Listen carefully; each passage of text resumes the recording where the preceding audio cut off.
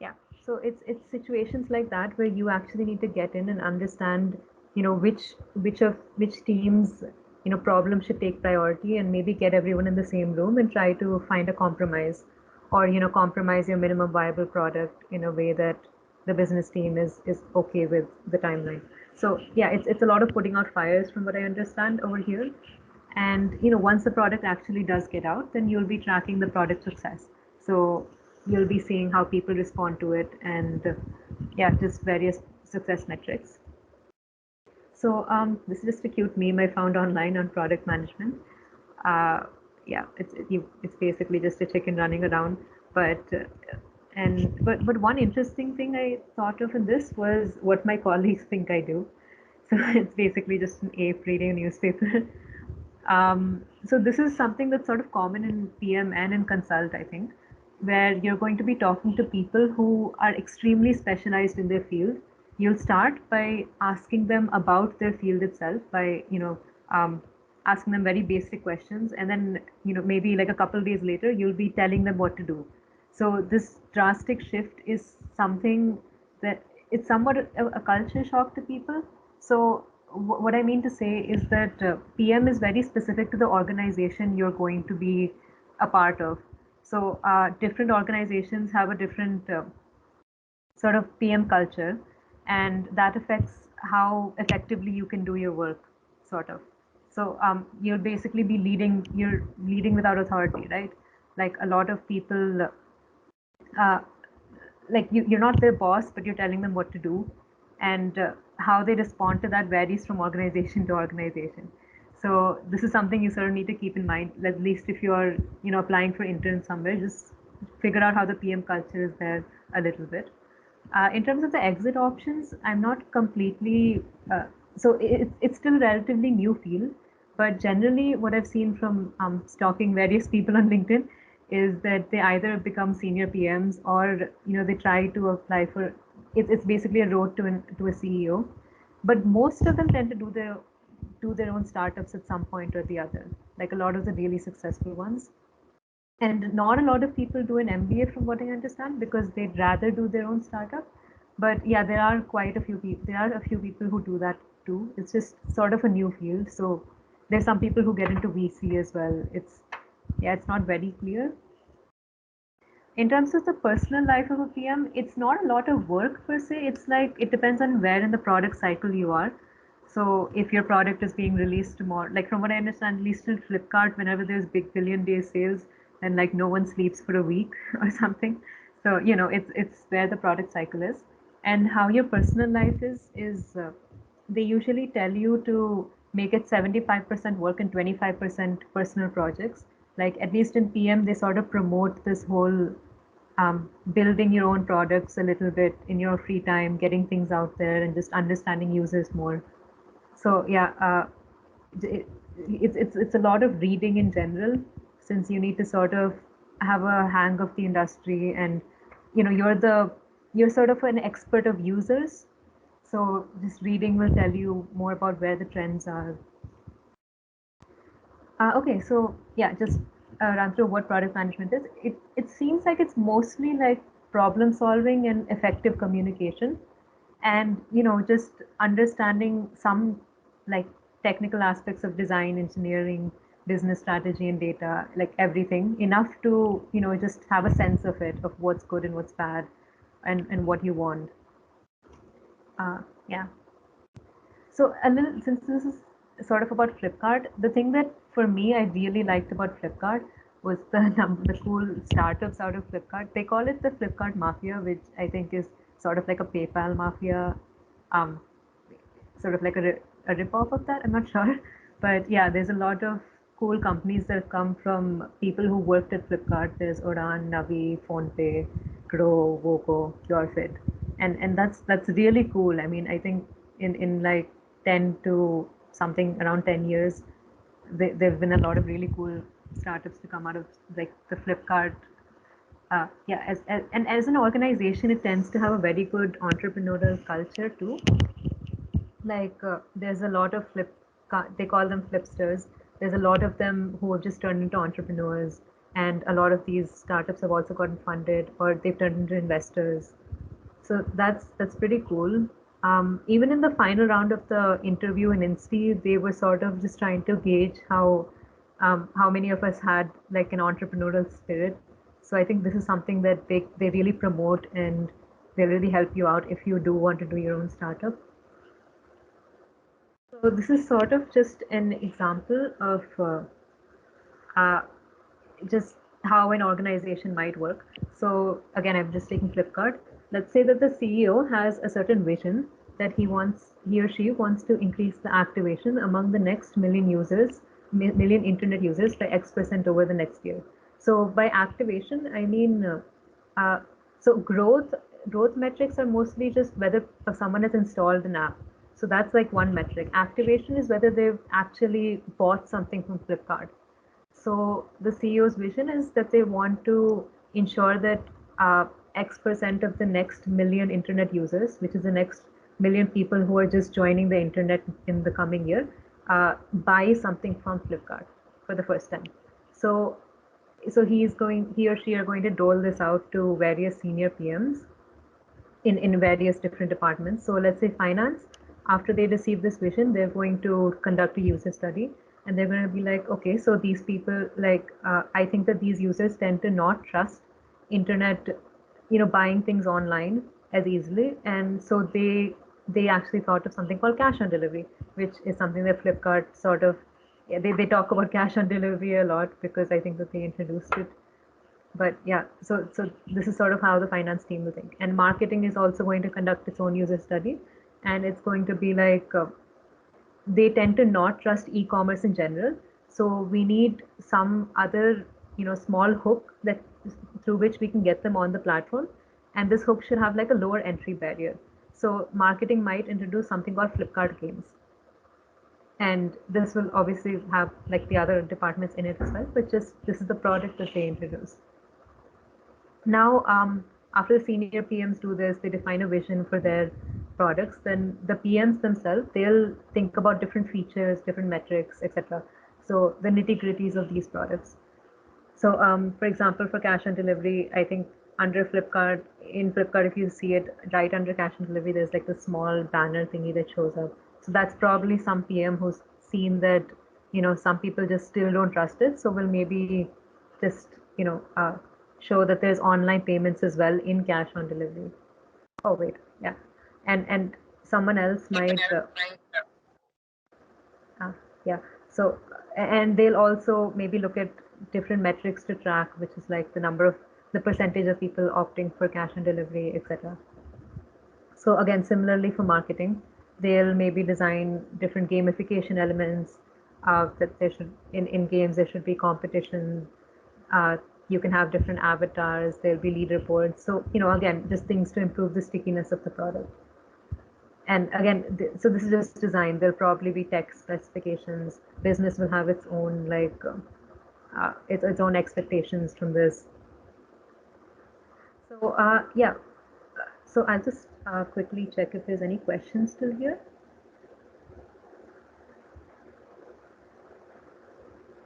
Okay, cool. And yeah, you can obviously just, so I don't think I can see the raised hands when I'm on the other screen. So just try to put your questions in this, and whenever I move back and forth, you can just raise your hand. Okay, so a little bit about the Flipkart process itself. Uh, for people who are sitting for placements and otherwise, just one thing that you should do is read a lot. So in terms of what you should read, there's a lot of business blogs. So I think everyone must have heard of the Ken, Your Story, and Inc. 42. They mostly just talk about Indian startups and yeah, just how they're doing and some of the strategies that they employ. Other than that, there's some other cool thing. There's something called benevans.com. There's something called Stratechery. So these are sort of more technical. So you can, you can look at, read an article from here, and then after that, maybe just go on the internet and chain read. Just Google something that you found interesting and keep going from there. So this was something that I did a lot during placements. I think I spent Like I just keep 1.5 hours of my day out just for like reading random things. It'll just make you a lot more insightful, and give you a sense of what's good and what's bad. The next thing is, this is something that I guess just people who are trying for placements, they can start this. Other people can too, as for fun, but you guys definitely do it. So this is sort of looking at new products that are going out there.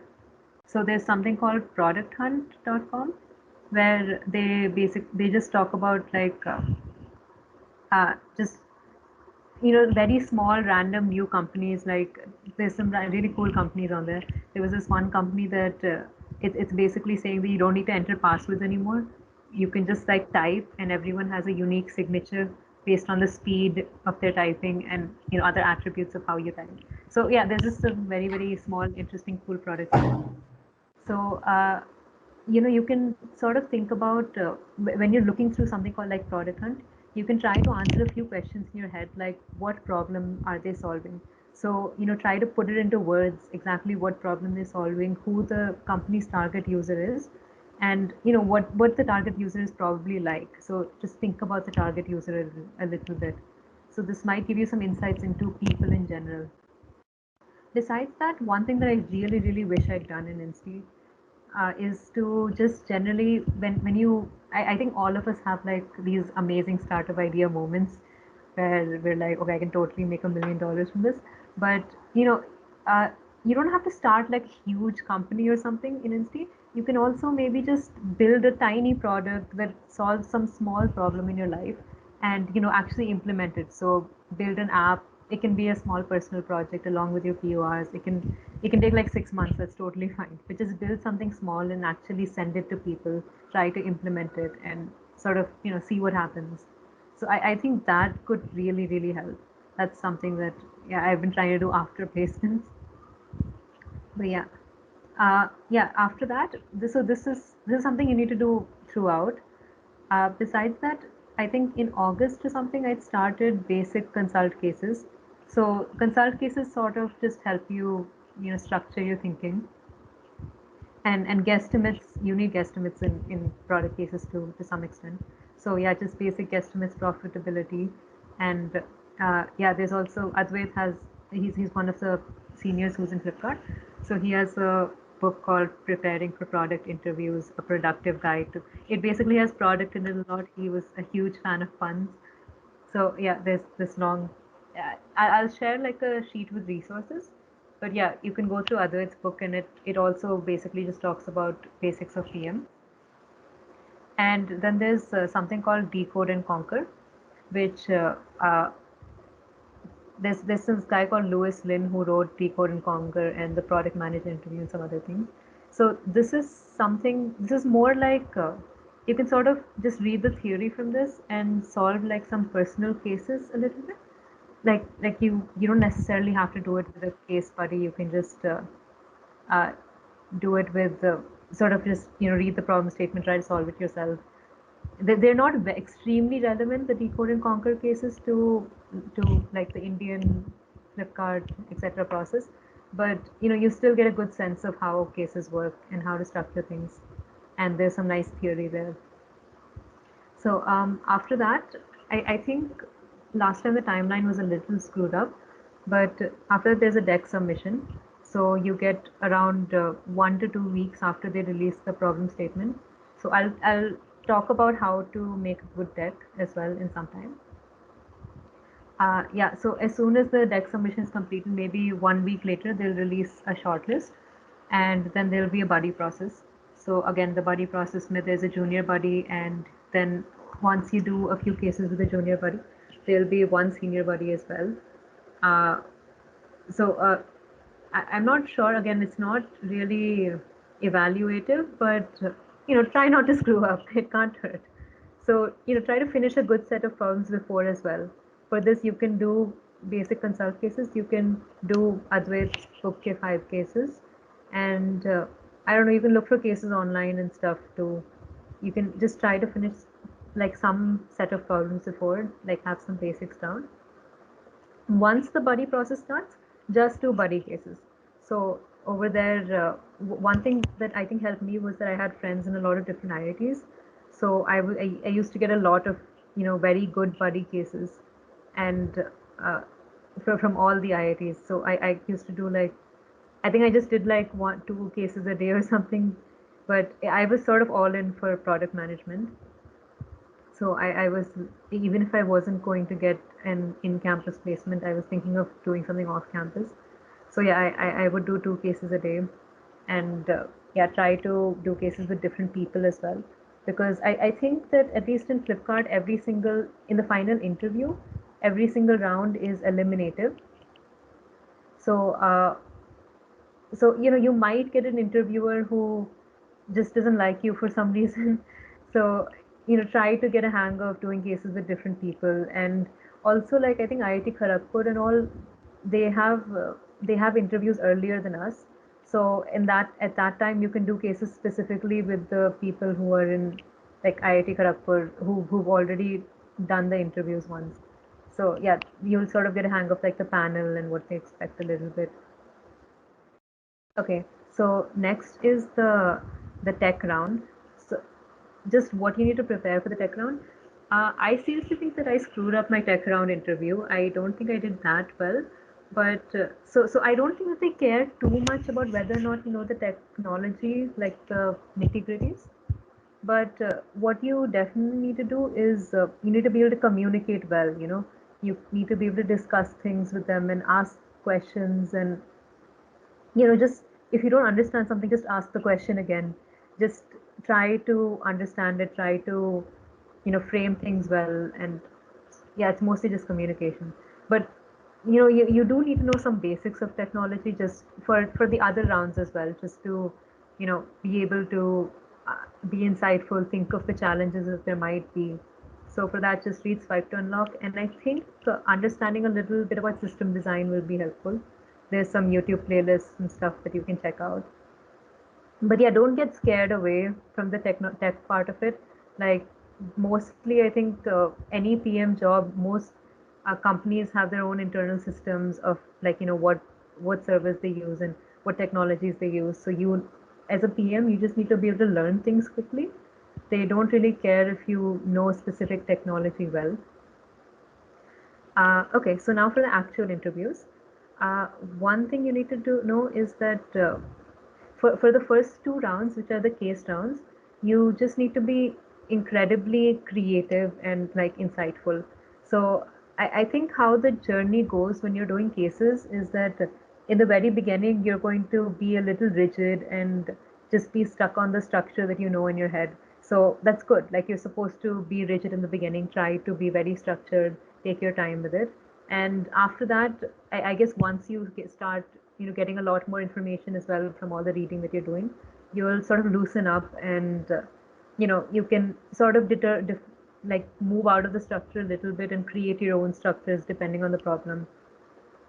And then finally, in the interview, like, seriously, solution is a lot more important than structure. So this is a major, like, a key point about how PM cases are very different from consult cases. Because in consult, they sort of want you to be MECE, right? And MECE is mutually exclusive, collectively exhaustive. Yeah, mutually exhaustive. Yeah, that's correct. Okay, so they want you to be MECE, and through the MECE structure, by thinking of a certain sub branch, your creativity will come out, because no one else would have thought of that sub branch, because no one else was very exhaustive. But at least in PM, you do need to have a little bit of domain knowledge, and using that, it's a lot easier to be creative and insightful.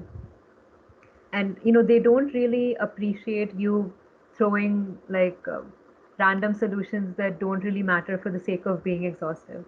So yeah, just what you say is a lot more important than being messy or being very structured, very yeah, exhaustive of everything. So yeah, just obviously you do need to follow good structure, because you need to communicate things well, but it sort of ends there. And a lot of people, I think, have gotten through the rounds by being creative, even though they've sort of stuck to the structure part. So yeah, just try to focus on the creativity part of it. Then the tech round, I sort of told you, it's basically just communication. But yeah, and every single round is eliminative, so try to prep for this, but don't worry about it too much. Like, try to be very cool before it. The HR round is the final round. So people have actually been eliminated in this round as well, which is a little heartbreaking. Uh, so this is, I think what they mostly until last year there was like this one guy named Arindam. He founded the whole PM program, and he was mostly he used to like take the final round of every single interview for the last 6 years, and he mostly used to ask like talk about PM itself. So like why do you want PM, and how would you give back to the PM community, give if you were given resources and stuff. So and he doesn't just stop there. He would go into, okay, so if you would give like make a sort of form a plan out of it and stuff. But again, he just left the company, so I'm not sure how this round is going to be. But in general, just think about why you want to be a product manager, and uh, just how small incidents in your maybe in your interns or your PORs might have you might have realized how the differences between good and bad products by small incidents that happen in your life, and that sort of uh, motivated you to go into PM further. Just try to think about your life and your experiences a little bit, and yeah, talk about them. So the last thing you need to do when you're doing placements is something that I used to do with like a friend, where we had like a Google sheet, and we basically list out details about the products around us. So about like Swiggy, YouTube, just everything we see, some things from every industry. We'd sort of talk about like how their tech works, what main algorithms they use. When we'd go through the app, we'd think about like things that we don't like about the app, and how we would actually fix them. We think about who their users are, and sort of what journey they follow when they navigate through the app. And then we think about, yeah, the different products that the app has, so product segmentations within the app, and how, like, why the app monetizes in the way that it does, or which other methods would be nice methods of monetization. We think of like potential tech screw ups. This is because sometimes when they give you a problem solving case, then it's because a part of the technology is screwed up, and that's why some success metric of your product has gone down. So it's a little difficult to catch tech screw ups. So we sort of think about potential ways that algorithms could screw up and how it would affect the final product, and just we learn about common facts about the industry. So like uh, just trends in the industry right now, and just yeah, learning about that. So I think this is useful in consult as well, just to know at least the facts about the industry. But yeah, for everything else, it's mostly just for Flipkart, for a product. Yeah. Okay, I'll just pause here. I'll just check out if you guys have any questions. Uh, okay, I think it's good. I don't see anyone raising their hand. Yeah, okay, fine. Let me move. Okay, yeah, go ahead, Nanda. Coming from a different background rather than from a CS or math background, how do you feel it's challenging, or how to prepare if you're from mechanical or civil background, sort of? Okay. So you don't really need to know, like I don't know. So I guess it is a little bit challenging to understand that whole like a little bit about system design and servers and stuff. But I think that if you can find some like technology friends and maybe just have them discuss things with you, it isn't too difficult.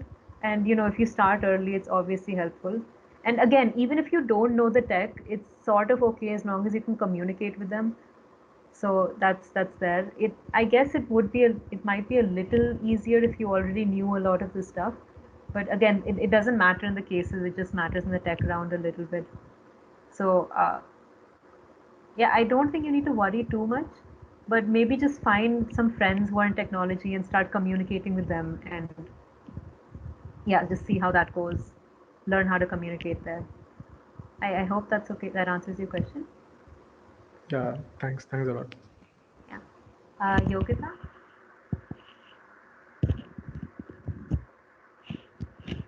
Uh, okay, wait. I think she accidentally left.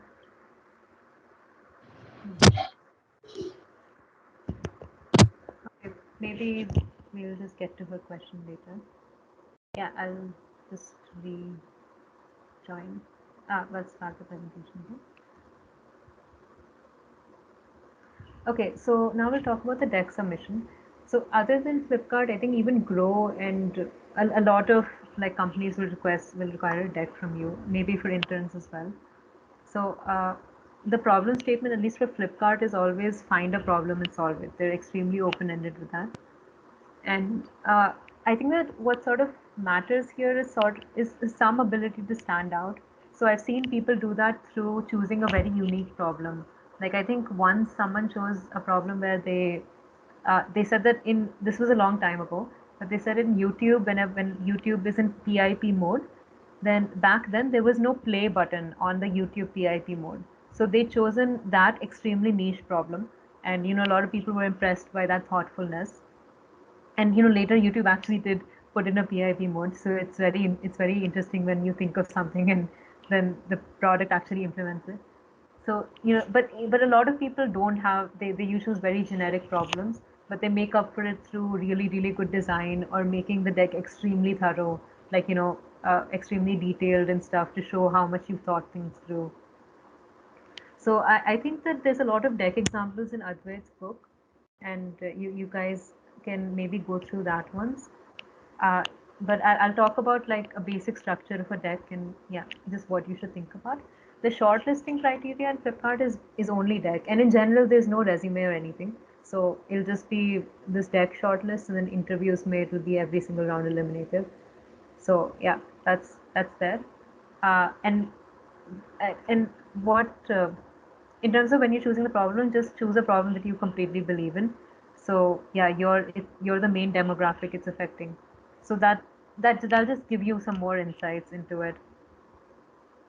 So this is sort of an example of a deck structure, but again, a lot of people have chosen different structures, and it's fine. Okay, yeah, for the problem, I think and some other problem that someone had once chosen was that there's a lot of plastic waste because of, people tend to throw away the toothbrush as soon as they use it.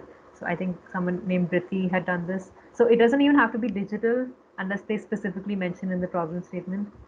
So when she made like a really cool design and stuff, and she got through. So yeah, don't worry about the problem too much. Just pick something that you feel passionately about, and everything else will sort of come out from there. So I guess in the first slide, try to put in a summary. This is just generally good PPT habit, like especially when you're giving PPTs to people who have very less time. So over there, make the first slide sort of everything you want to talk about is encapsulated in the first slide. And after that, you go into detail. And if they want to go into further detail, they'll go through the rest of the PPT. But yeah, uh, so you'll start with the problem significance. So this is what is the problem, how big is it? So like either how many people face this problem, how often do they face this problem, or how big of a problem is it to them. So there's like small problems and there's big problems, right? So just talking about, try to quantify your problem. And then it's nice to talk about if you're talking about a specific product, like the Netflix problem or something. So you can talk about whether it's aligned with the company goal solving this problem, like why should Netflix care about it. And then of course talk about like who exactly is facing the problem. So over here I had done like a survey sort of to show how to quantify it. But yeah, you can also use stats from various websites, or anything is fine. Like they don't expect you to do a survey per se because it's a very short time frame. But yeah, you can think about like who is facing the problem, and you can put in user personas here. So a user persona is like it's like a semi-fictional character based on your ideal customer. So one example would be Mary the mom. You could talk about this user, sort of a humanized like description of a person, to think about, to be able to effectively think about what kind of product they want and what problems they might have with a certain product. So if you think about like a human, it's easier to think about it, right? So you can put in some user personas here, their motivations, tendencies, social structures, their demographic and psychographic info, etc. And generally, there's like you can put in the stakeholders in the product that you have, or the users. So the difference between stakeholders and users are, stakeholders is basically anyone who interacts with the organization. So, for example, for Byju's, the stakeholders would be parents to like students and maybe like the Byju's admin and the professors who are who are putting up information. So yeah, and the users will mostly just be either the professors from that end of the app or the students, right? But the parent is also a stakeholder. So yeah, you can think about who everyone who's involved in the app and how what problems they might have. So after that, you can go through the user journey, and so a user journey is basically how someone navigates through the app. So you can think about what the current user journey is, how they currently navigate through the app, and what the pain points are. By pain points, I mean just what problems they have with the app. Like, so this could be, let's say, in the Flipkart. So when you navigate through the Flipkart app, maybe you start by opening the app, you go to the search bar, you go to the product, to the search landing page, to the product page, and then you make a payment and you buy it, right? So one pain point might be, what if someone wants a product but they don't want to buy it right now? And a solution to that pain point will be the wish list feature. So you can just think about, the current user journey and some problems that people might have in it. And you can also think about the current solutions that are out there in the market for the problems that you have. So you could think about like the competition and how they're dealing with these problems. And again, what drawbacks are there in their solutions as well. So just sort of thinking about everything. After that, there's like a slide deck limit. So most of our slides are sort of very cramped and filled with information. But like it's fine as long as you can sort of design it effectively. Later, there's you talk about the solutions. So this is sort of like a very fun area because you can build like a whole like a demo screens in the app and stuff. And yeah, so one thing about PM in general is you need to be extremely good at prioritizing. So you need to so even when you're defining the pain points, prioritize them. When you're thinking of 5 different solutions or 5 different features to build, then prioritize them as well. So wherever you can prioritize, just prioritize. Like even in your cases and stuff, just think of ways to prioritize. And it even though you might suck at it a little bit, just the fact that you thought about it is sort of that's pretty good in itself. um, so yeah, then just demonstrate the solution, and then also demonstrate like the technology, how you would build the back end a little bit. You can take some help, of course, and discuss this with someone. And then you can, like, one question to answer that someone told me was, is your solution really good enough? So like how big of an impact do you think your solution will actually build? So I'm not completely sure how to answer that, but that's something you guys can maybe think about. I attempted it in my deck, but yeah, just is the solution good enough for the problem? And last is like an analysis. So over here, you can talk about the success metrics. So sort of once you're done with the product, what you want to track. This could be like the number of like so it could be as easy as the number of users who, like, the growth metrics, so the number of new users on a monthly basis, or like uh, retention metrics, the number, like if someone leaves the app, how many times they come back to the app or come back to that feature. So and then you can talk about like drawbacks to the current solution that you proposed, and again prioritize everything. Crap, sorry. Yeah. And then the impact and maybe future opportunities. Once you implement this feature, what other features can you implement? So some general tips over here is, I don't know, obsessing over your deck just makes a big difference. Like small attention to detail. So if you just, I think the most of you who've done like design work for Sarang probably know this, but if you just like spend an extra hour, the small details become a lot better, and it's, people can see it. So obsess over it. You can always add some humor. I think, like a lot of I didn't do that too much because I was kind of chicken, but yeah, a lot of people add like some nice friends puns because yeah, it's just gonna be like product managers who are seeing this, right? So people who are like 3 years older than you, maybe 2 or 3 years, yeah. So add some nice, and this also gives like hooks for the reader to, because your deck needs to stand out, right? Since there's no resume shortlist, like there's a lot of decks that come in, and yeah, you just anything that you can do to make your deck stand out. Then run your presentation through people. And one important thing is you won't be able to explain this to the reader, right? So it needs to make sense just to the person who's reading it because you can't explain it. So I think my deck had that issue in the beginning, and yeah, then I sent it to my mom. So that's just my principle in life. If my mom can understand something, I've done it well, like without me having to explain it in like in terms of technology and stuff. So yeah, just try to do that. And then yeah, this is just a user persona thing. Pause here again. So does anyone have any more questions? Yeah, can you hear me? Mhm. Yeah, so you said in the analysis part you talk about the drawbacks, right? That's about your solution itself. Yeah, yeah. Wouldn't isn't that a little bit counterintuitive? Like, wouldn't you want your solution? I mean, you wouldn't want to like talk about mistakes in your solution, right? Or I mean, you don't want to, but no solution is perfect, right? right, Every right. single solution will have, and it's nice to show that you have that foresight of like knowing that, you know, these are the problems, and you can also talk about like how to maybe fix them in the future. Since you just have 6 slides, you can't make an extremely comprehensive product. Right. So Okay. that's something you can bring out in drawbacks. Okay, got it. Okay, fine. So now we'll get into like this is sort of the case workshop part. So we'll start with the problem solving case. So yeah, so what is a problem solving case? It's always going to be framed in this way. You're a PM at a certain company and you notice that a certain metric, in this case the activity, has, there's been some trend in it recently. So why is it? And suggest solutions for, if it's a problem, then suggest solutions.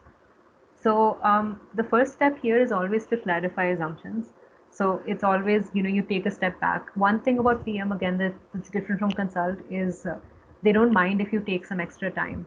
So because in consult, at least it's a very high pressure environment, right? You're in front of the client.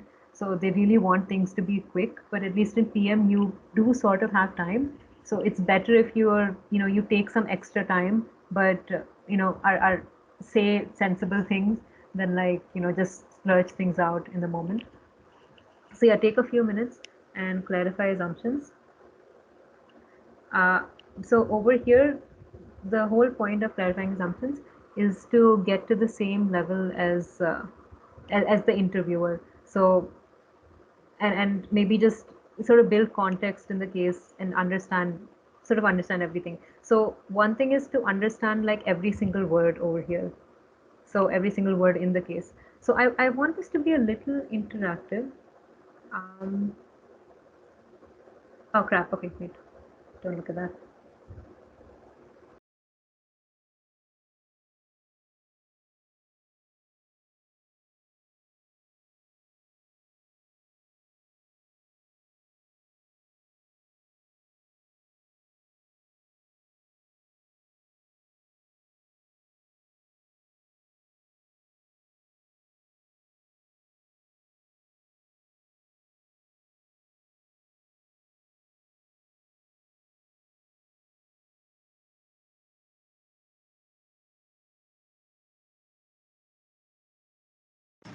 Hello, Rishma, you are muted.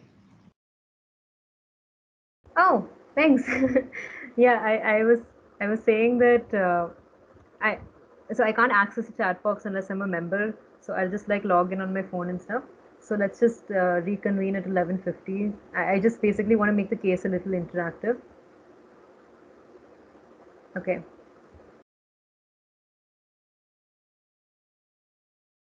What do you mean by that? I'm so sorry.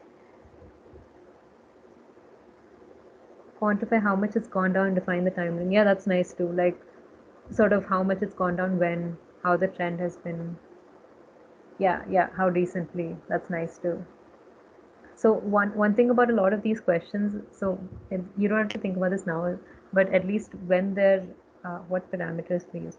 This is also interesting. Like whether the analysis that you've done is good or not. So how are you measuring this metric? And there might be holes there as well in how people measure it.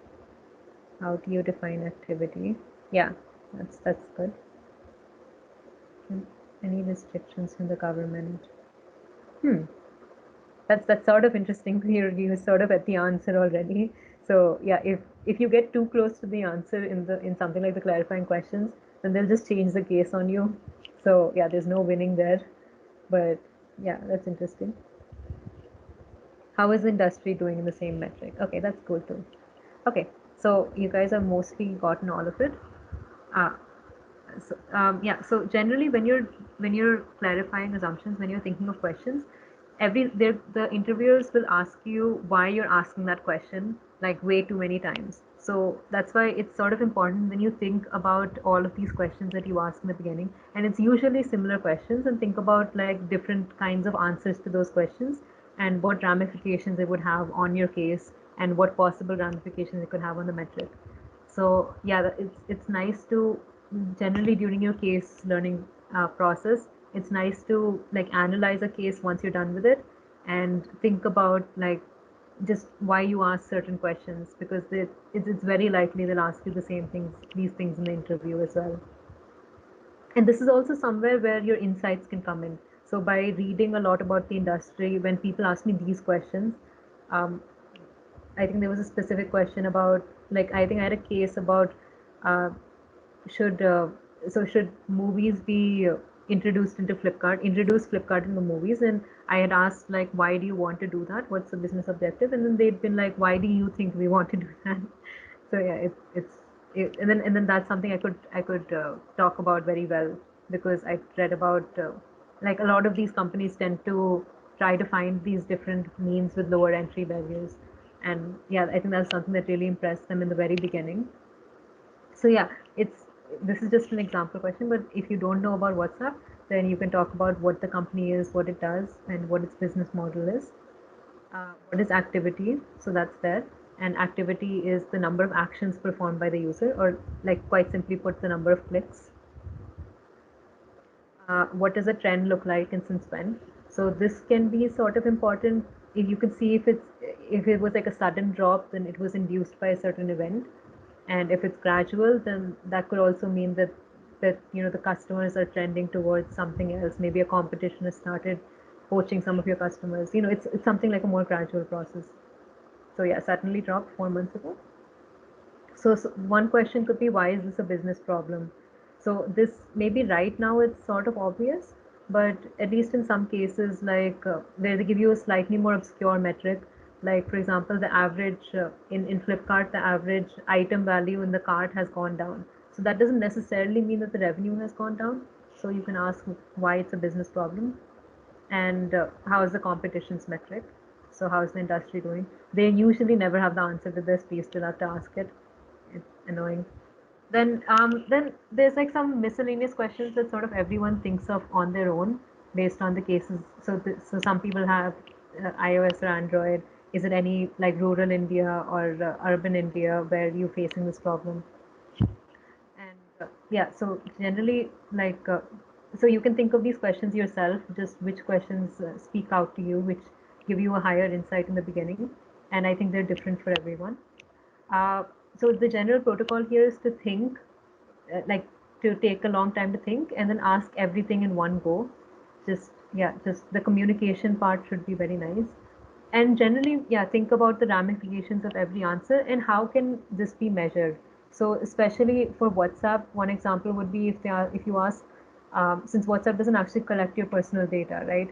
So you can't really ask, is it in rural India or is it in urban India per se, like, because they don't necessarily keep locations.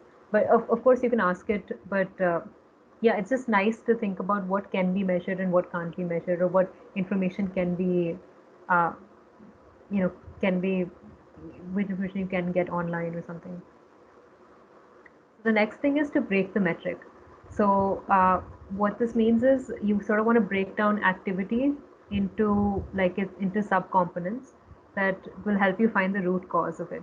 So one example of this would be like the revenue from Flipkart could be the total number of, like, the total number of people, let's say, who are buying on a monthly basis, so monthly active users, into average number of items in the cart, into average value per item.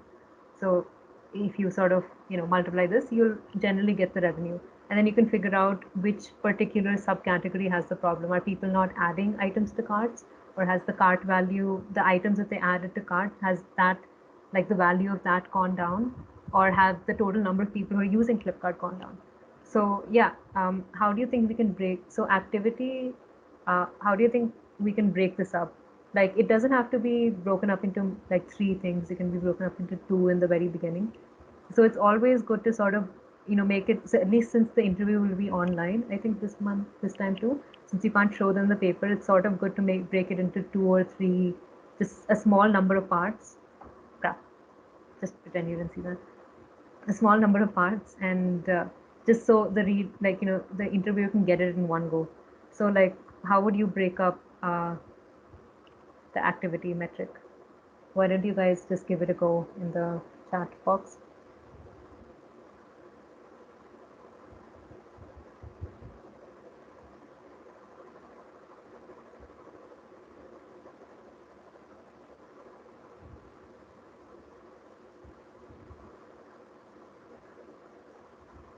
And there's also no correct answer. It's just something that makes sense to you. Okay, I'll just give it like, okay, there's some people. Okay, yeah, that's good. This tells you the number of users has gone down, or the clicks per user has gone down. So yeah, they've written number of users and the average number of clicks per user. That's good. And then once the interviewer says one thing, then you can either zero in into the number of users, or into the average clicks per user. You can, yeah. The way that I've done it is sort of the same. Like, number of, there's like a general term, which is number of active hours. Okay. Yeah, okay, that's sort of like combination of these two.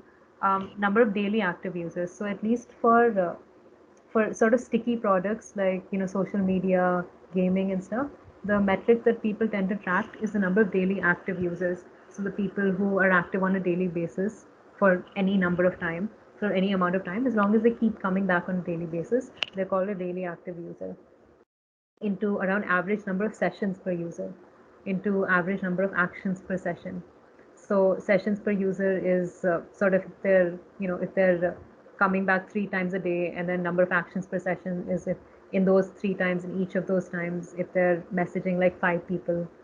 So so the ramifications of this would again be, number of sessions has gone down. That might mean that people are moving to another platform, or that the trend is moving away from social media in general. So one example of this would be, usually during big events, like I think like during sporting events and stuff, then during IPL, the use of Netflix goes down tremendously. The number of sessions in Netflix goes down a lot. So that's sort of where number of sessions comes in, and number of actions per sessions. But okay, yeah, this is what's up. So let's say if the interviewer says that the number of actions per session is going down. After that, okay, so again, try to limit it to 2 to 3, maybe even 4 measurable subdivisions, and think of the ramifications of each subdivision changing a little bit. You can do this a little later, but the interviewer can just sort of ask you anything, and don't worry about all of this. I know I'm giving you a very in-depth analysis. This is like after months of case prep, so in the beginning, you don't really need to think about things too much. Just like try to stay consistent, and that's pretty important. The next thing is, finding the user journey. So here is where you sort of get into the shoes of the user. And especially I think in PM interviews is sort of important, because they want to know whether or not you're empathetic, whether or not you can actually put yourself in their shoes and think about the problems that they might have. So every single, try to fit in, like try to go user first in most cases. You don't have to do like the MECE subdivisions and stuff, like okay, number of actions can be divided into this and this. It can be as well, but you can do that through the user journey. So you can do that by thinking about, let's say I'm a user, I'm going on WhatsApp, what am I going to do next? So yeah, go through that route and then make it, and then you can make it easy a little bit over there. So so this particular case, let's say if they open the app, they check or send messages and they check or update their stories. Okay, I should have asked you guys to do this as well, but okay, I'll do that in the next case. Then within check or send messages, let's say that the problem is in check or send messages. So now you could either check or send messages to your personal contacts or to groups. So now within groups, let's say uh, within groups, if the groups is a problem, the problem could be the creation of content. So you put in media or you put in text, or it could be forwarding from one chat to the group. So let's say the problem is in forwarding content. So once you sort of zero in on something, they'll just like be like, okay, fine, you got it. And this is something that happens in PM a lot actually. If they think that you're near the answer and they're like satisfied, they'll just let you go. They don't really care about how you concluded it, or you know, just if they think you've got an answer, they'll be like, okay, chill. Just like this is the answer, put solutions. So let's say if the problem is forwarding content, the government has put a ban on forwarded content because they think that a lot of fake news is spreading, and because people can't forward, they've stopped using WhatsApp as much. It's just India. Okay, so now the interview will be like, think of solutions to this. So what do you think solutions could be? So for this, they don't actually expect you to be very good, but just think of solutions. Like what could WhatsApp do that they can't go against the government, but yeah, just what could WhatsApp do? You guys can put this in the text as well. They've actually implemented a few things to reduce this fake news spreading. So you can also maybe point that out. I had really shitty solutions for this, to be honest. In my case, this was a buddy case of mine, and I think even now I haven't put in the best solutions in this case round. But let's see what everyone thinks about. It's interesting.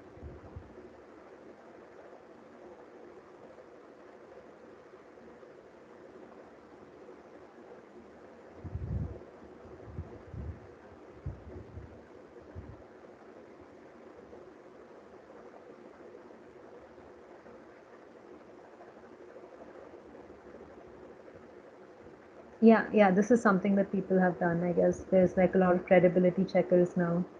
So that has also helped prevent the spread of fake news. Like the main objective that we have here is to prevent the spread of fake news. Like the government doesn't mind if you forward, as long as you try not to forward fake news. Yeah, this is pretty good too.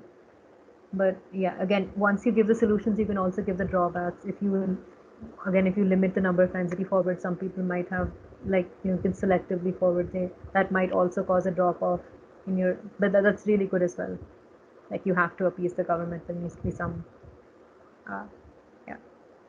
So again, this will come out in the priorities of the solution, like which is sort of good and which should be implemented first.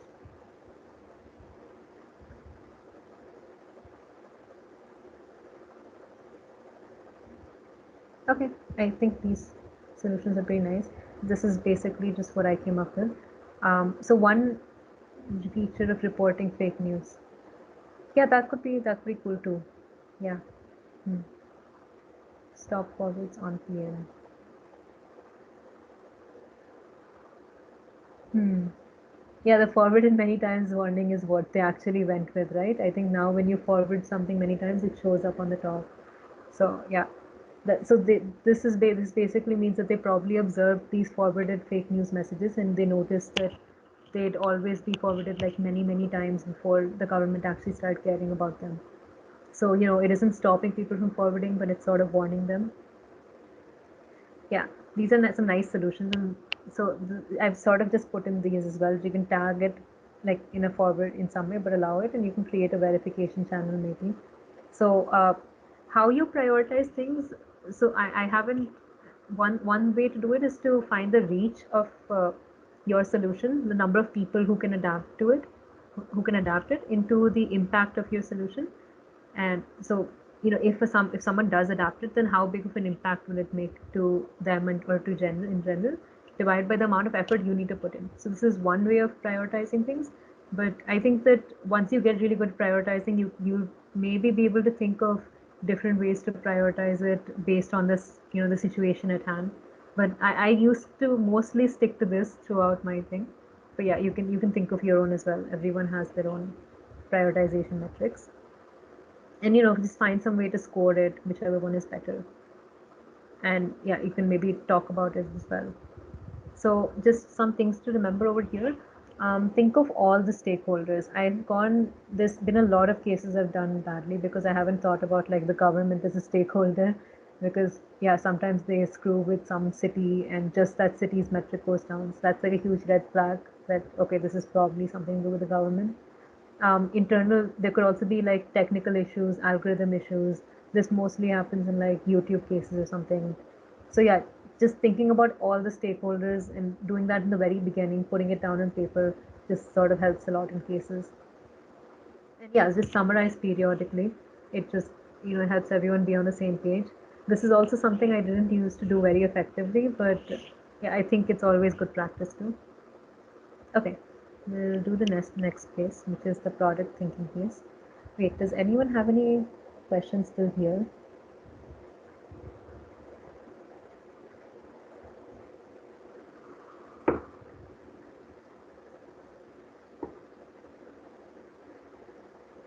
I'll just give it like a few seconds. Okay, I think we're good.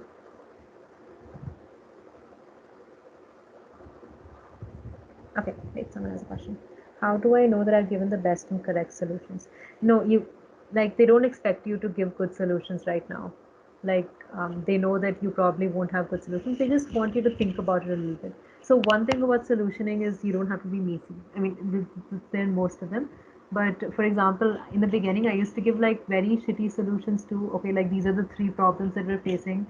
And so I used to think about solutions to all of those three problems instead of like two solutions to the main problem that we have.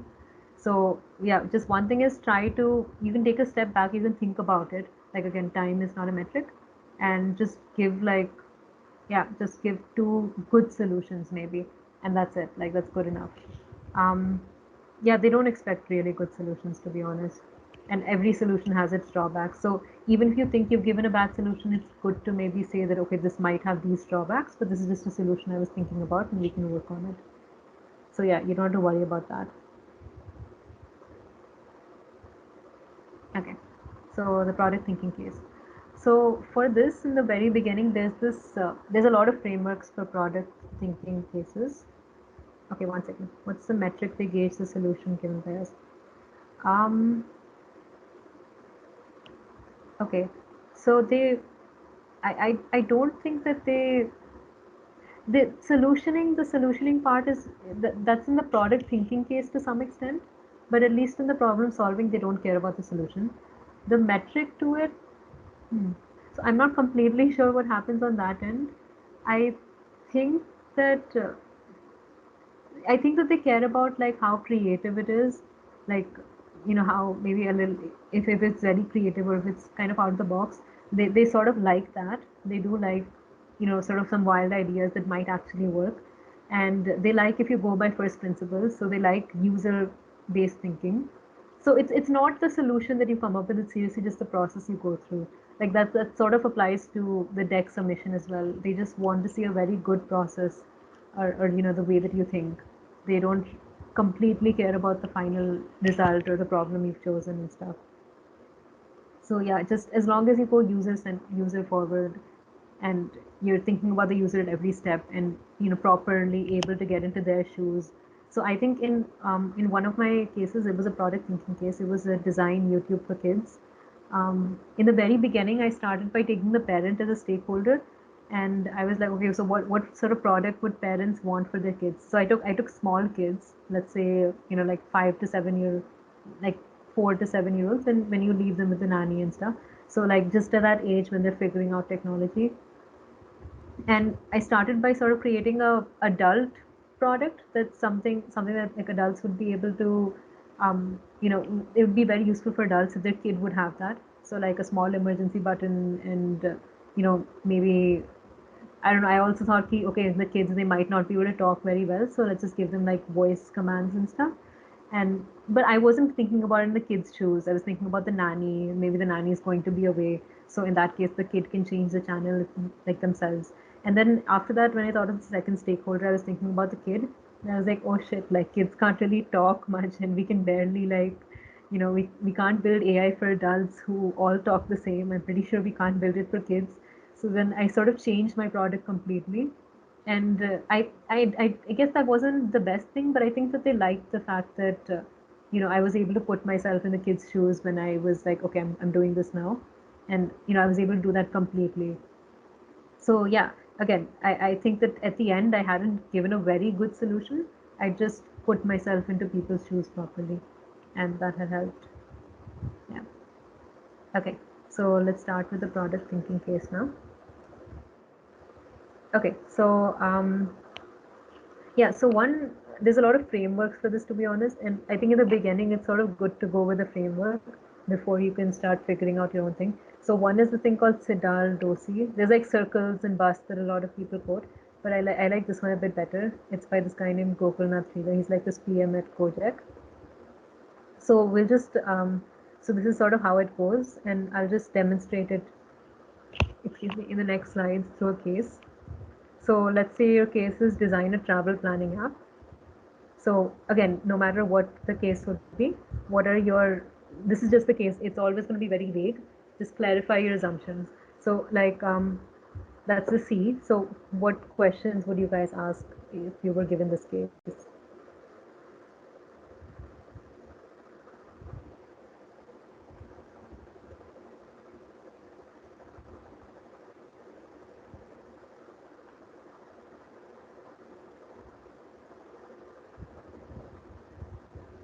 So again, like, in questions, you're trying to get at the same level of the interviewer, right?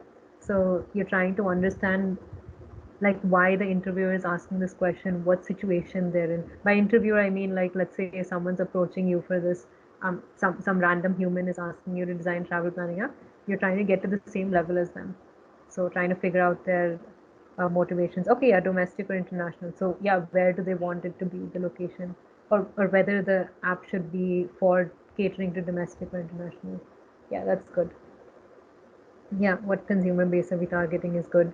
But who's we? We don't even know that yet, right? Like, who is this person in front of us? And yeah, so that's another question. Like, are you a startup? Are you a big company? Sort of, why do you want to do a travel planning app in the first place? What modes of transportation can be included? Okay, yeah, sort of just figuring out the scope of this travel planning app. Yeah, that's good. Like, travel planning it could be huge. So yeah, that's good.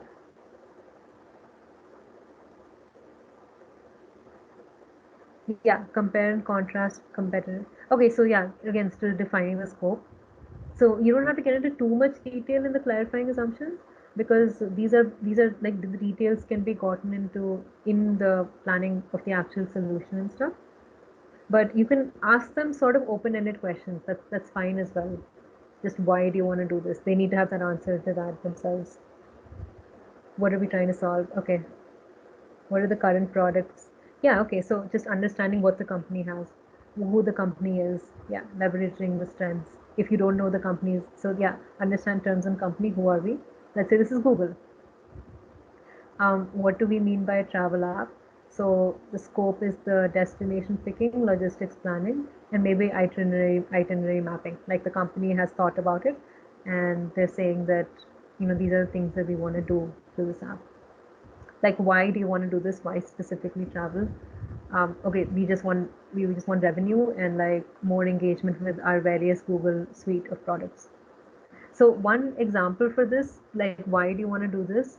And this came in. I think there's like this random case that I was looking at where it was like design a walking stick for the blind, and the one question that sort of came in was why specifically a walking stick, and the whole case broke down from there.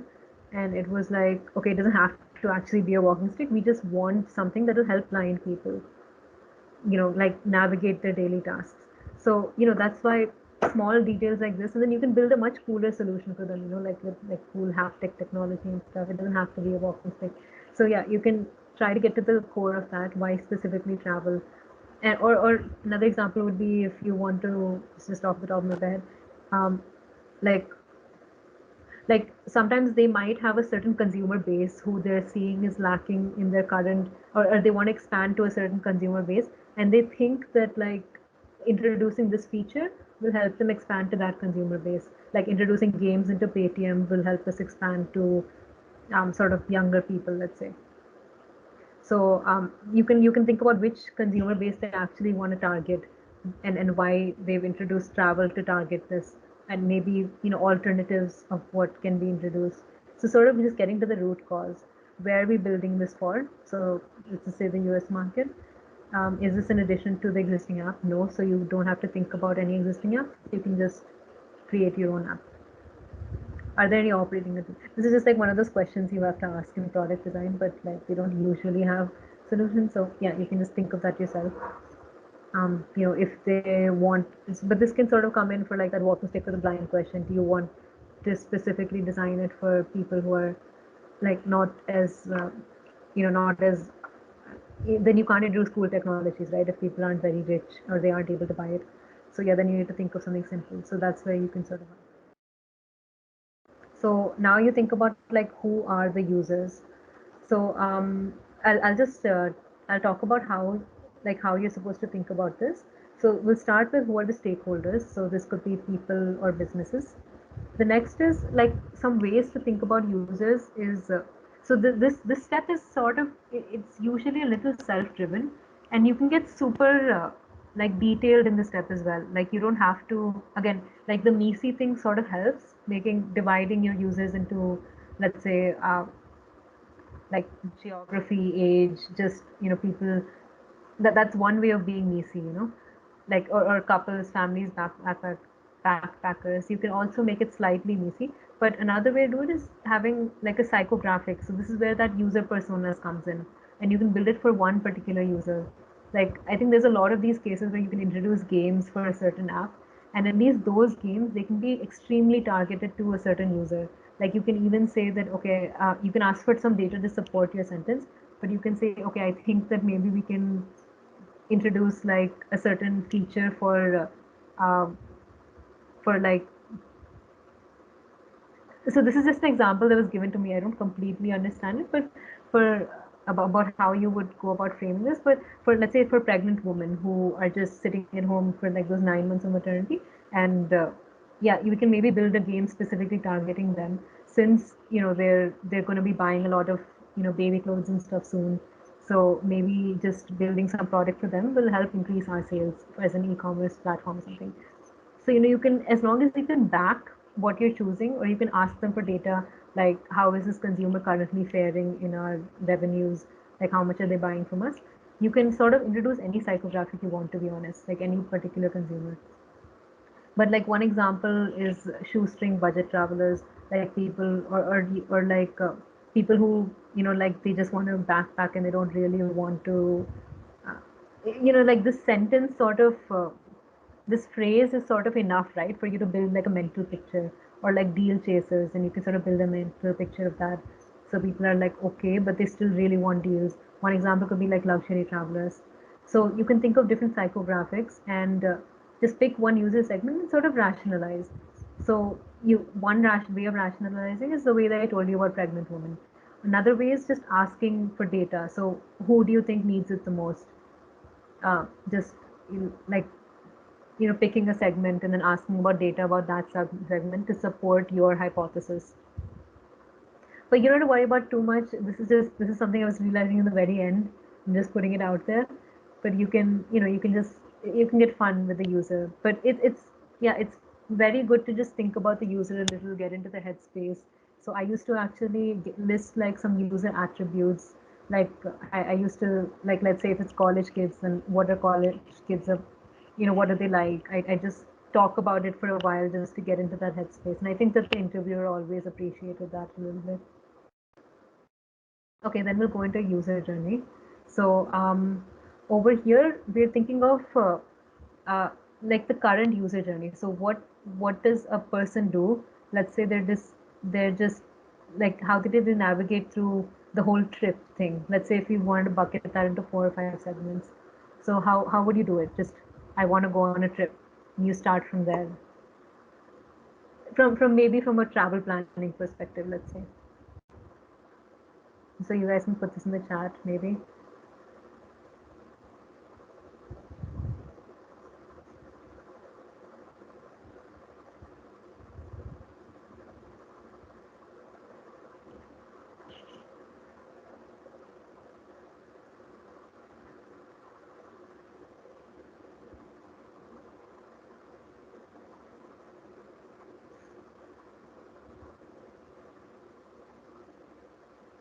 Okay.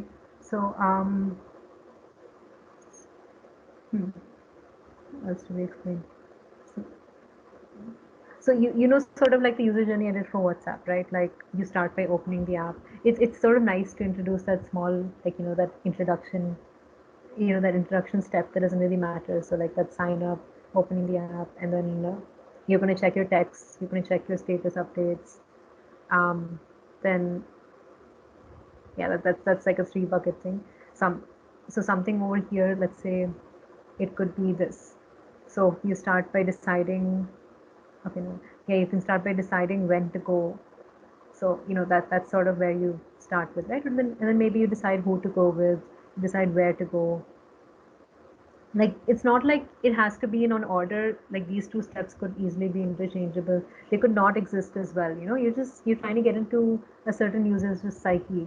So you're just putting this down. It's like a tool to help you. And then you start planning it, and you book all of your tickets, and then you actually travel.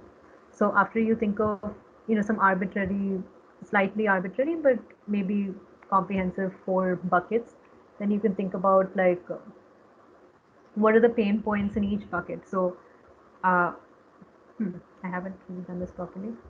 I should have probably introduced those lower buckets later. But yeah, okay. So when you're deciding when to go, then you need one pain point is, when is the best time to go?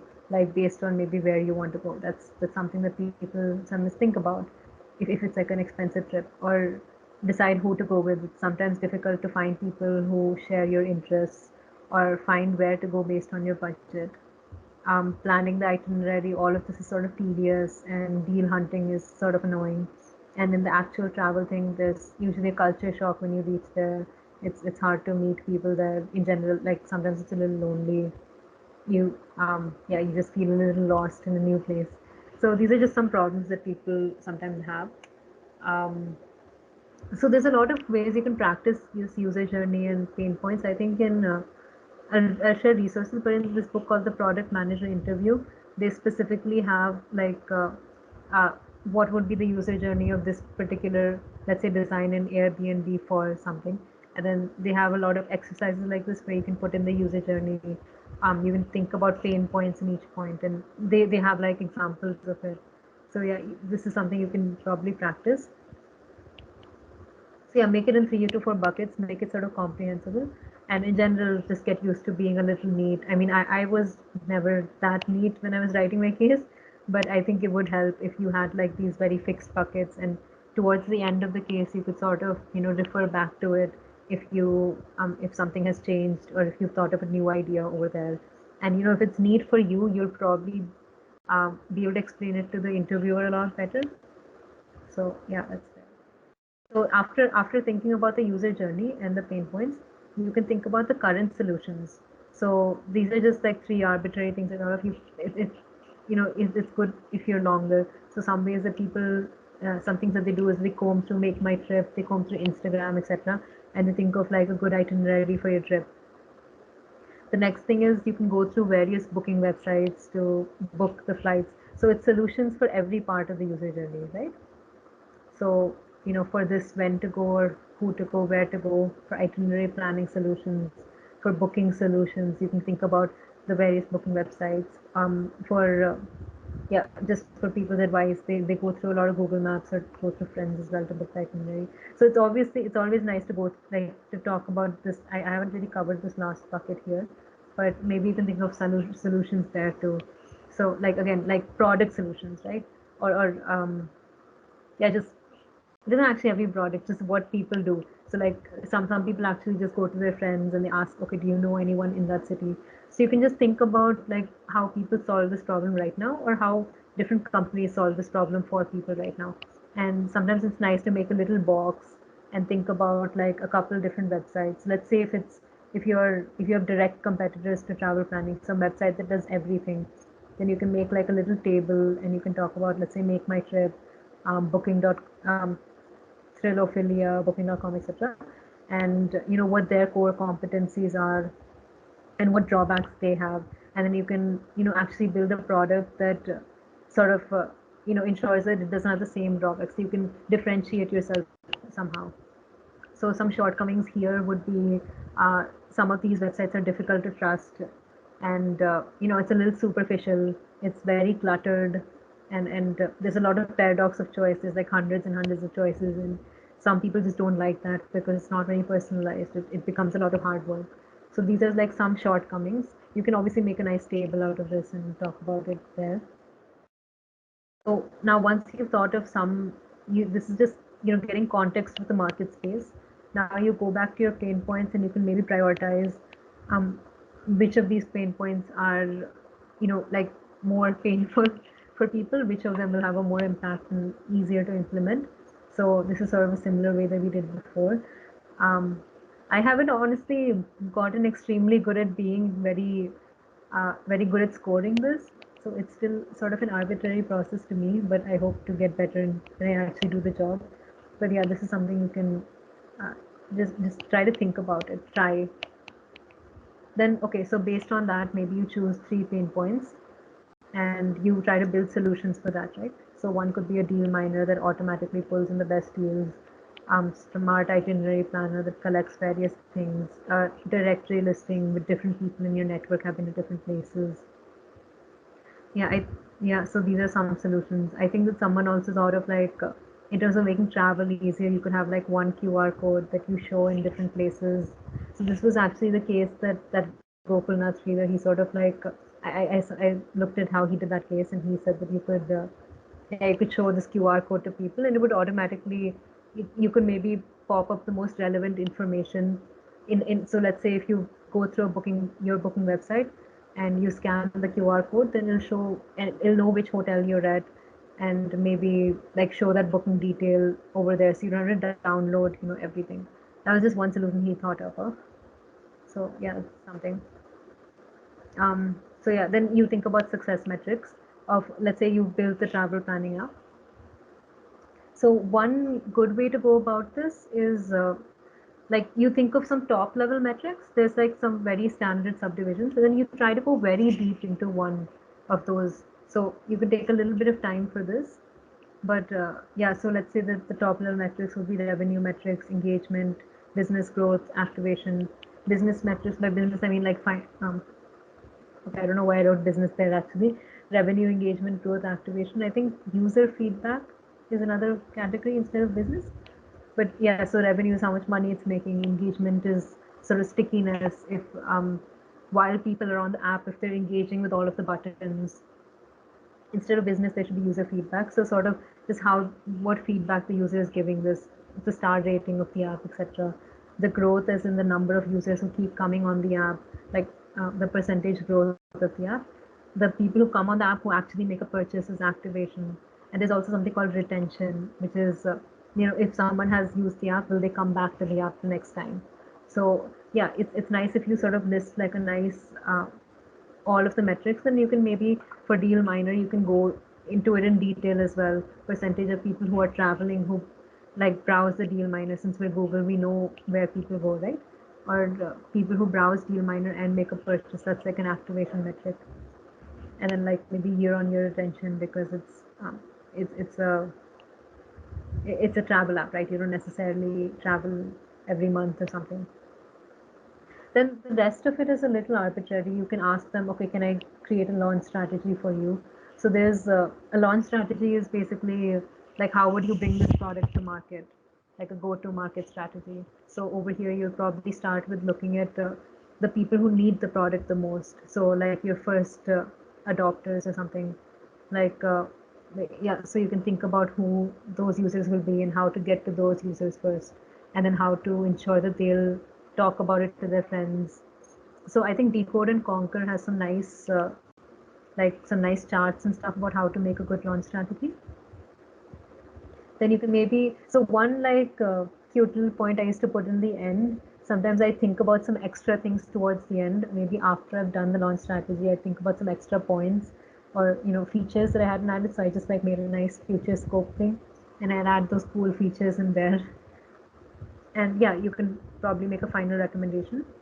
Um, yeah, so ask for numbers whenever possible. Try to be data driven, and so one thing is we used to do was we used to make very detailed notes of like once we realized that in this industry this user behavior is like this, like for example in rural India, which is something that we are very disconnected from, right? Some of us. So one like a few attributes of rural India that I learned from Flipkart or from some certain apps that are made just for targeting rural customers is that they're very aspirational, they're very social. So you can just try to keep making notes of these small things, and they'll probably help you later. Okay, so I think we're about done with the case rounds. You guys can put in any questions that you have. Yeah, hi, this is Naveen here. Yeah, So hi, Naveen. most of what you told were like more of the qualitative aspects of the product, right? I mean, in the product building case. So do we have to look at like the revenue streams, business side of the product, like like estimate on the market size and what possible revenue streams like will be the things like that? Yeah, I get what you mean. So I think that at least for me, when I was practicing, I didn't do that so much. You can sort of ask the interviewer if they want you to do that, like if they want you to estimate the market size and figure out which market is the most lucrative. But I was so in the cases and in the buddy cases, I was never focused on. But I think during the interview, I actually got like this one interviewer who was like, "Why are you just going completely user centric? Like, think about what would be a better business idea decision." So I was sort of taken aback there, to be honest. So I guess yeah, it would be good maybe to practice a little bit of that as well. Just Okay, so it's mostly user centric, at least for product cases. it is mostly user centric, but again, I did get an interview who sort of threw me off my normal process. So it would, but I'd sort of practice some consult, so I was fine with that. But Okay, so yeah, it's better to clarify with the interviewer. yeah, definitely. That's that. Okay, yeah, thanks.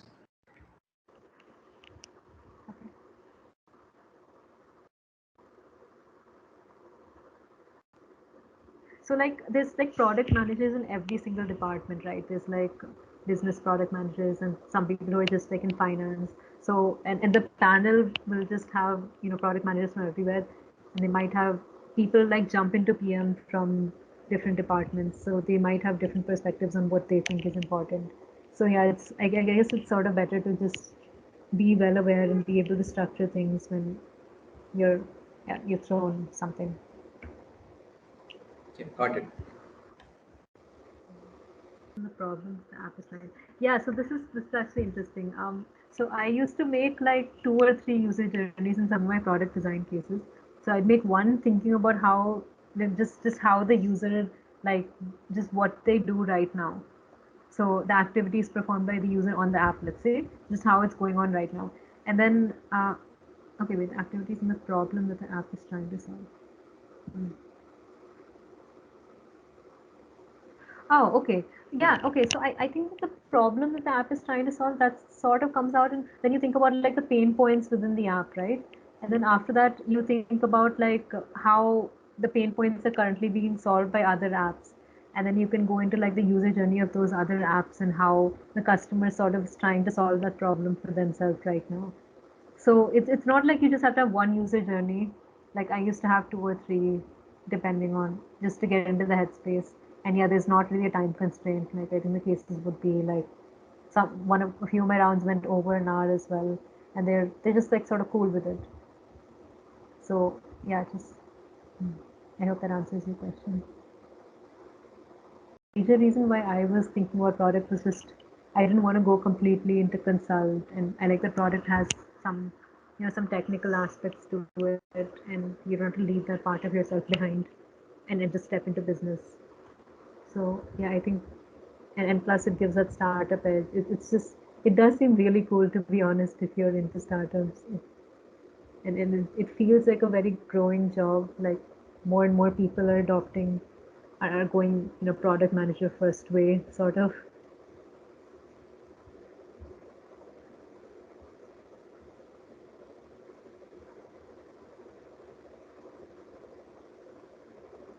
Okay.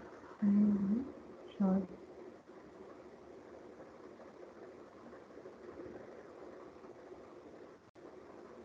Maybe we'll just give it like for like 5 minutes, maybe getting here probably join by then. Yeah, so I have one more quick question. So this is very specific to the interview. Like you must have had an online interview, right? Yeah. Yeah, so all these things, right? Like the user journey, the different blocks that you make, the different pain points.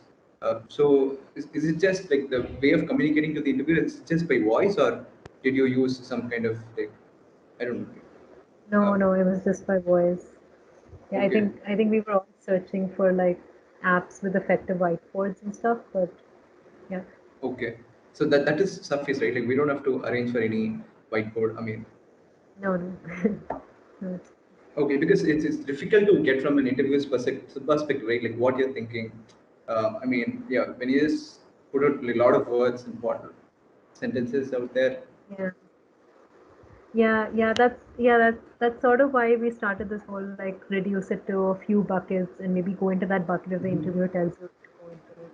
Just some so the interviewer can like, just stay in the same wavelength as you. So, and you can keep summarizing as well. I guess there are a few subtle like changes. You'll probably get that usually when you're doing cases. Like in the very beginning, people used to ask me, whenever I gave them like a couple of buckets, I used to give like six or something, and then like once I was done with my whole explaining of each bucket, then they'd go back and they'd be like, okay, what was the first one again? And I was like, okay, fine, this is not working. Okay, So then I started. So you'll get that's why it's good to do cases with more people. got it. Yeah.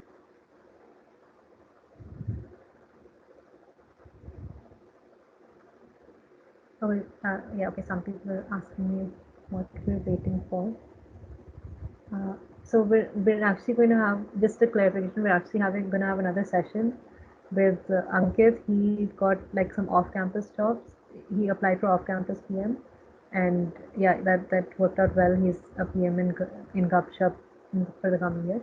So I think he's just logging in. Let's take like a 5 minute break. Let's just reconvene at 12:50, and he'll talk a bit about, yeah, just future opportunities.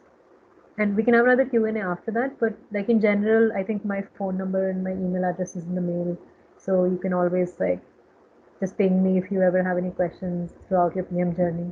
Like one thing I think about, at least in Flipkart PMs, they sort of they like they sort of encourage you to spread product management a little bit and get people involved. So I think you can just generally reach out to Flipkart PMs as well, and they'll be very forthcoming about like, yeah, just how their journey has been.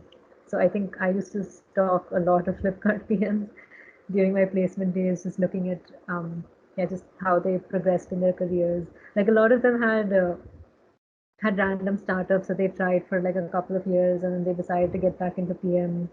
And it just seemed, or they switched jobs a lot too, and they got bored of PM at one company. It seems like a very dynamic role. Okay, I think Ankit, it's loading for Ankit, so let's just reconvene in 5 minutes. Yeah, I guess I'll start now. Anyway, the video is getting recorded, so the people will be able to see it later, right? Yeah, yeah. Yeah. So, guys, I'll start. I don't have any presentation to present. I'll just tell you verbally. So I won't take much of a time, just 5, 10, 15 minutes. You might be waiting for lunch. And can I get a rough idea that how many people are looking for off-campus internship opportunities and how many people are looking for off-campus placement opportunities in the chat, or you can turn off your mute.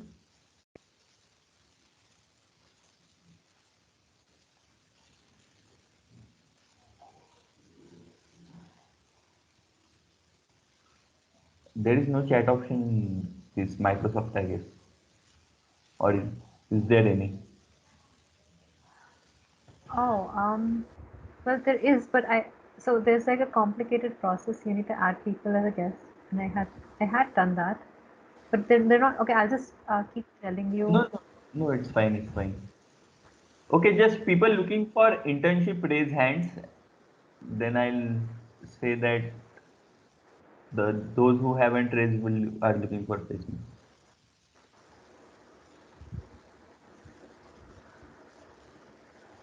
Wait, I think we also have stats, to be honest, of we'd asked that in the form. So interns were around 31% and placements were 56%. Okay, okay, good. Yeah. Yeah, so I'll give an idea about both. So the approach is anyway same. So this is my approach that I followed during my search of campus, during my search for off campus opportunities. So it's better if you take it with a pinch of salt and not rely completely on it. It might work or it not work. But yeah, generally it works. So before I would suggest, before you get started itself, before searching, so I would suggest build a base in the domain. So what I mean by build a base in the domain, so you make your resume appropriate for product management. So if you don't have any experience in product management or startup or any product, so I would suggest you have one. So it's not a big deal to get some experience on resume. So let's say you don't have any experience right now. So you go join a Nirman startup, work there for some time. So there are plenty of Nirman startups, I guess. So I mean, it's underrated. Just in product management, uh, based on my experience, people would love a lot if you have worked in some startup in one form or another. That's one thing. You probably join a startup, any startup, or you can start on your own. So that's you are working from home. Just build something and start working on it. It's not a big deal. So the main thing is you work on something. And the second thing that you can do is build your own product. So let's say I'm facing some problem. So this is what I did. So I faced some problem for time management. So I had a coder friend. So I told him that, okay, I'll give you the rough structure, the architecture of this app, and you go and build it and give it to me. So the actual experience is what matters. So product management is all about execution, execution, execution. You go in the interview and tell him that I have strategized this, strategized this, strategized this. So it might not work as effectively as it would work if you say that I have executed this, I have built this, I have done this. So that's one thing. So these are the two things that are coming in my mind. One is building some draft products or joining some early stage startups. And once you have done that, once you have your resume ready, you have your experience ready, try to articulate in some good way. Show that product management is the only field you want to work in. Show your enthusiasm. Show that you are all in into product management. Product management is everything you want. So it applies for every field. So if you want to look for consulting opportunities, you do that.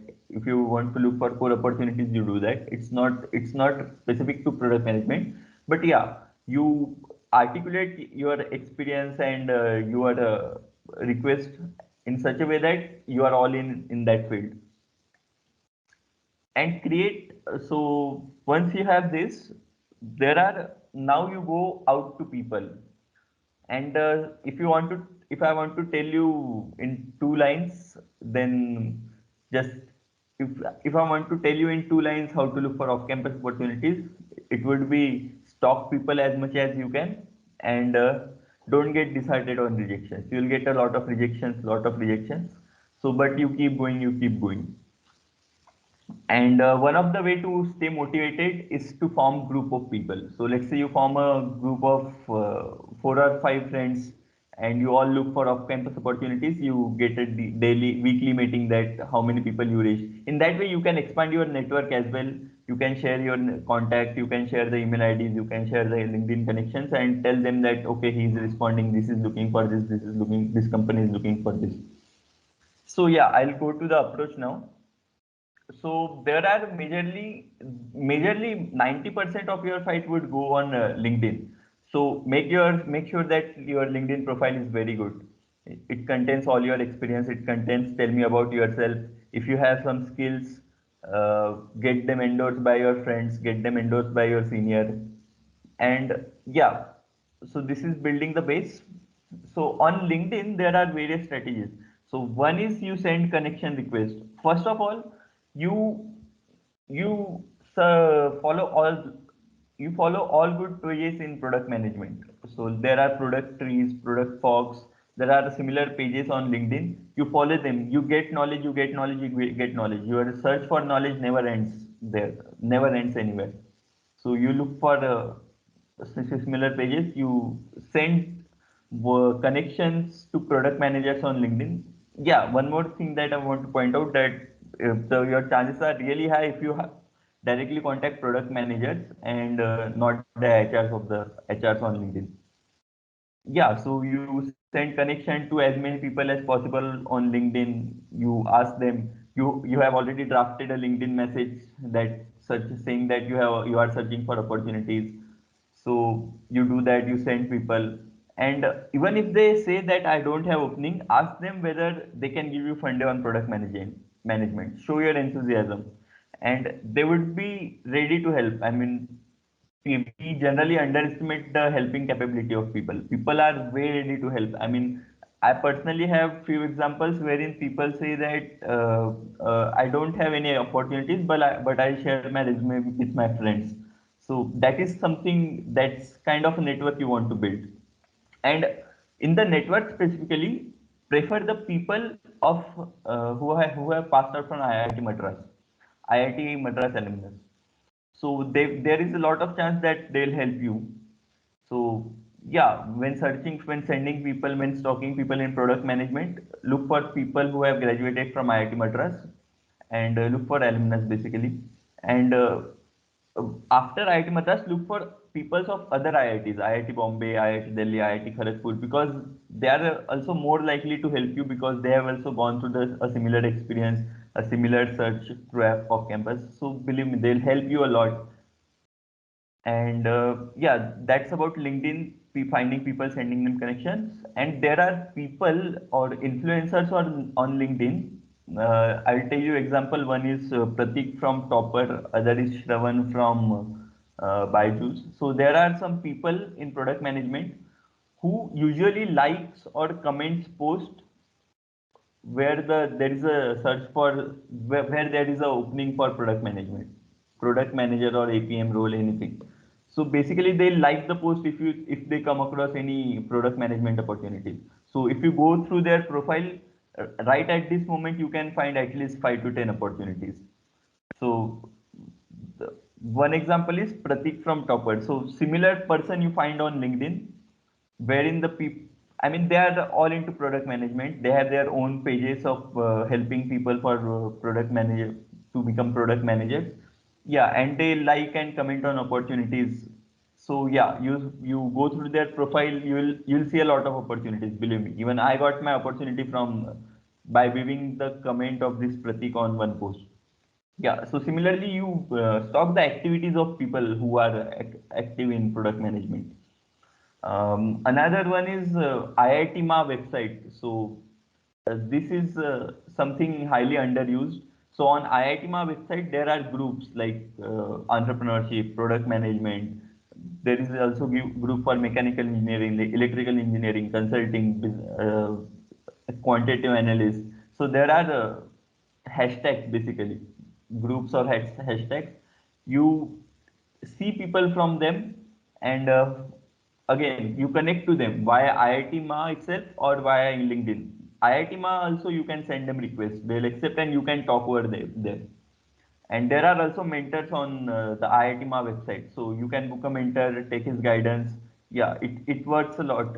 So basically you keep searching for people. You get into the domain, you know as much as you can in the domain. You search for people in that domain and you ask for help. That's it. That's simple. It's not a rocket science. You just do it. It's a conventional knowledge. And apart from that, for building the best, I would suggest you can also do online courses. But yeah, again, courses are theoretical, not practical. And yeah, one more thing that I would like to point out is look for the funding sessions of startups. So let's say constantly look for the news in startup world. So let's say I see that this startup has raised this $1 million. So there is a highly chance that that startup would spend that money on hiring people, because most of the startups are tech. So they would not need infrastructure, they would not build factories. They would simply spend the funding money on hiring people and expanding their business. So look for the news where startups have raised money. So you'll get an idea that what startups are hiring. So recently ShareChat raised money, Cred raised money, Gupshup raised money, MPL raised money, and believe me, those people were hiring like hell. So just to give my example, Gupshup team consisted of 150 people 4 months back. It's 350 now. It's more than double. So the yeah. So the crux is you look for funding news and go for the startup. Directly ask the people. They'll accept the connection request on LinkedIn. And apart from that, let me check if I have missed something.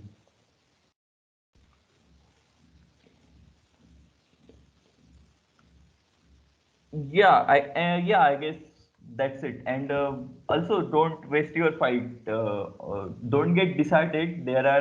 If you don't get any reply or you get that we don't have any opening, because there are hiring sessions. So generally this hiring session is between November to December, and in the second cycle runs between April to May.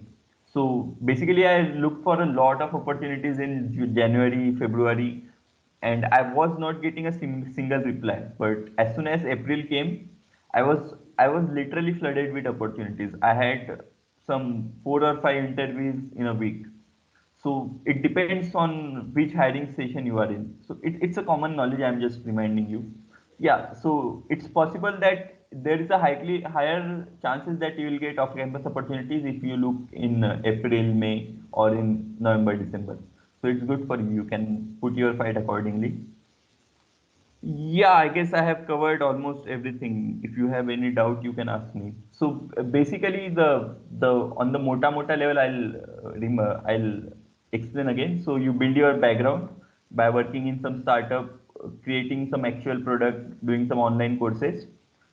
Look for the skills that PM look for and build your skills. Try to incorporate those skills inside you. Once you have your resume or the base ready, you create drafts or emails that you would send to the potential people on LinkedIn or via email or via IITMA website, anywhere. Once you have those drafts, in the drafts you show your full enthusiasm, your full energy. You show that PM is the only thing you want to working. It's your future. Once you have those drafts ready, you go actually executing the reaching out people plan. So you look for people on, first of all, you create your LinkedIn profile very good, absolutely good. Review it with seniors, review it with colleagues, review it with everyone. Endorse, get your skills endorsed. And once you have your good LinkedIn profile ready, you stalk people in product management as much as you can. You stalk the pages, you gain knowledge simultaneously. You watch YouTube videos, you read articles, you read books. And so once you have reached, tell them the opportunities. And even if you get rejection, say, ask them for help, expand your network. And yeah, look for the comments and likes of some famous personalities on LinkedIn pages in product management. I will tell you the names, you can DM me. And yeah, so once the interview is ready, I guess Rishba has covered that part, how to crack your interview. If you have any doubt, you can ask me. Otherwise, yeah, I have summarized everything, whatever I had read. It's not a rocket science.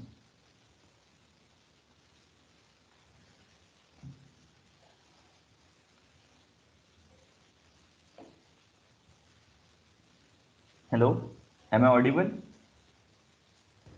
Yeah, you're audible. Yeah.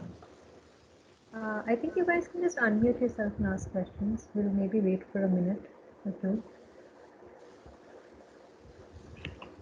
So, like the actual interview part is sort of similar to. Yeah. Okay. So someone has a question on that. Yeah, Did they yeah, ask us like? they'll give you assignment definitely. Without assignments, there is, I don't remember anyone who didn't get any assignment. For me, they told me to create a PRD, not pitch deck, but yeah, assignment would be a part of process.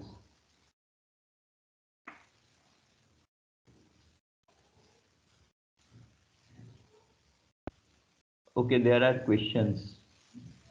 I'll go by them.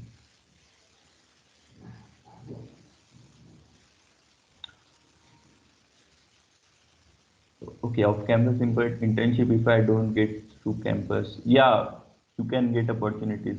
The similar thing that I explained, you stalk people on LinkedIn. And yes, yeah, submission I already said. There will be some form of submission. So the main part comes during search is getting disheartened. So you send 10 connect LinkedIn requests. So basically I'll give you a rough statistics. You send 100 of LinkedIn requests. Your LinkedIn request acceptance rates would be around 50 to 60%. Then you would write a message. Then out of those 50, only 20 or 25 would actually read the message. 10 or 5 people, 10 or 15 people would actually reply on it. You will get 3 or 4 openings. And yeah, basically out of every 100 requests you send, you will get 3 or 4 opportunities. So yeah, it's numbers game. And obviously it's not like you don't send you if even if you don't send them quality content, quality message. So even it's like even if you don't send them quality message and you are expecting a similar convergence rate, that's not you can expect. You have to maintain your quality. Even after maintaining quality, this is the rate I'm telling about. Yeah, off campus pay. So others, are you asking about internship or this placement?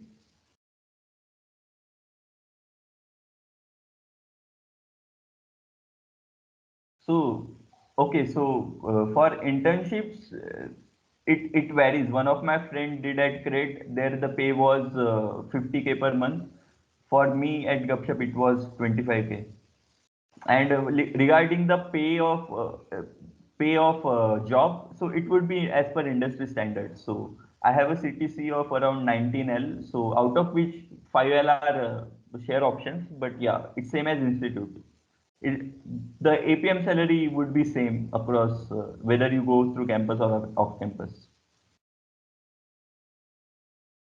for intern as well.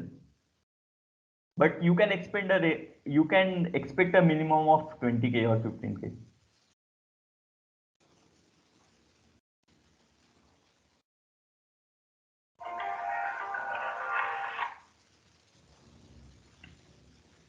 Yeah. Anything else?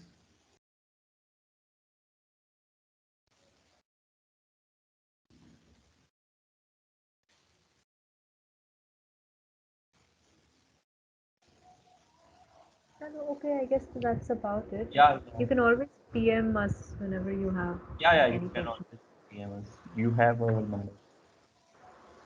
Yeah, I'll actually send a mail with some resources, and I'll also add Ankit's contact info in that mail. And yeah, thanks so much for joining the session. Just in case you haven't registered in the form, just register in that, and I'll send a mail with resources to people who've registered in that form. Okay. Okay, So guys. Thanks a lot. yeah, Thank you very much. thanks a lot. Thank you. Take care. Have a good day.